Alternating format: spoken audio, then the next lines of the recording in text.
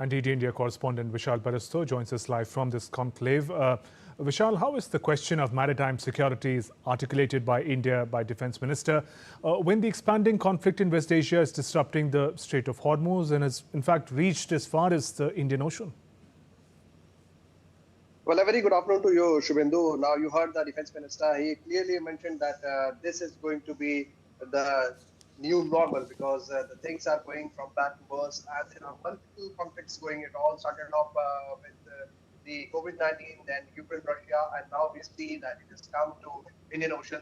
So the Defence Minister has clearly mentioned that India needs to stay prepared, and those who rule the seas rules the world, and that is why the Indian Navy in particular needs to play a key role, and especially the focus has to be on self-reliance from the buyer's navy to builder's navy, and India aims to be in the top 10 by 2030 and in the top 5 by 2047. For this, we have to focus on shipbuilding because it is not only affecting the energy sources across the world, it is also affecting the economies across the world, and that is why it's the matter of great concern, and India needs to focus very hard on the self-reliance of its economy, of its navy, and also on building partnerships across nations, because India has always believed in the vision of SAGAR, which was strategic and mutual growth across regions, to now mutual and holistic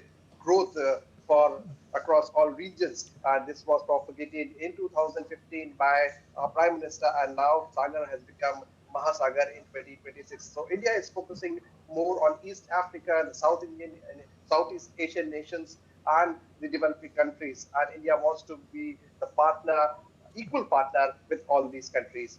Shubhendu. Right, Vishal, and a little more on how this conclave, Sagar Sankalp, is looking at India's priorities in the larger maritime domain.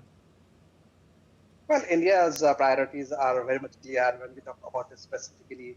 This seminar, the Defence Minister has clearly mentioned out that India now has to become a major partner in global peace, and for that we have to be a very strong nation which is relying on its forces, which is self-reliant.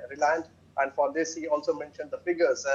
This year, we would 24-25, in the last fiscal, India had exported, when we talk about the defense production, about 29,000 crores. We are already exporting the guns, Akash surface to a defense system to countries like Armenia, and India has replaced Russia over there. And other potential buyers are Vietnam and Philippines as well.